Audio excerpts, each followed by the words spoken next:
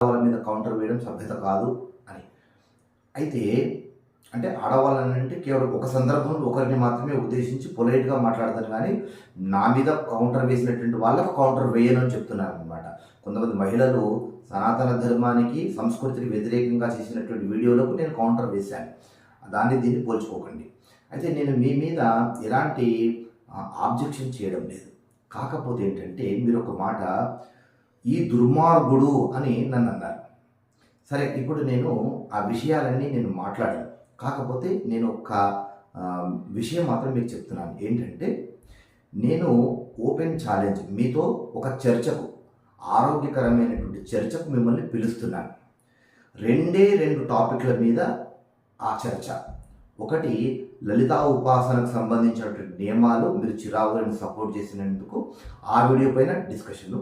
రెండవది, లూసీ విషయంలో చిరావురి గారిని సపోర్ట్ చేసినందుకు మీరు చేసినటువంటి వీడియో పైన డిస్కషన్. ఈ రెండు అంశాలు కాకుండా వేరే అంశాన్ని నేను మాట్లాడాను, మీరు కూడా మాట్లాడకండి. దీని మీద మనం చర్చిద్దాం. నేను ధైర్యంగా మిమ్మల్ని ప్రేమపూర్వకంగా ఆహ్వానిస్తున్నాను. మీరు వచ్చినటువంటి రోజున మీకు బొట్టు పెట్టి, మీకు చీర బట్టలు తప్పకుండా పెట్టి చర్చకు సిద్ధమవుతాను. అయితే ఏ రోజు మీకు అనుకూలం ఉంటుంది అనేటువంటిది మీరే ఆలోచించుకోండి. ఒక 4-5 డేట్లు చెప్పండి. ఆ 4-5 డేట్లలో మీకు నాకు అనుకూలమైనటువంటి డేటు ఇద్దరం సెలెక్ట్ చేసుకుందాం. గతంలో ఓసారి డాక్టర్ వినయేంద్ర ప్రసాద్ రెడ్డి గారు ఈ విధంగానే నాకు ఛాలెంజ్ విసిరారు. నేను కూడా ఆయన ఛాలెంజ్ను, సవాల్ని స్వీకరిస్తూ మీ సవాల్కి నేను సిద్ధము అని ఓపెన్గా నేను ఒప్పుకున్నాను. అయితే ఆయనకు డేట్ కూడా ఇచ్చాను. ఈ ఫలానా డేట్ రోజున డిసెంబర్ 21 ఏదో డేట్ ఇచ్చాను. డిసెంబర్ 1 రోజు, ఈ రోజున చర్చకు సిద్ధం అని ఆయన డేట్ ఇచ్చాను. ఏదో ఆవేశంగా వీడియో చేశాడు, కానీ దాని మీద మళ్ళీ నేను డేట్ ఇచ్చిన తర్వాత కూడా ఇలాంటి రిప్లై లేదు. ఇలా నేను ఎవరైనా సవాల్ విసిరితే నేను స్వీకరిస్తాను. నాకు ఆ ధైర్యం ఉంది, ఎందుకంటే నేను నిజాన్ని నిర్భయంగా మాట్లాడతాను.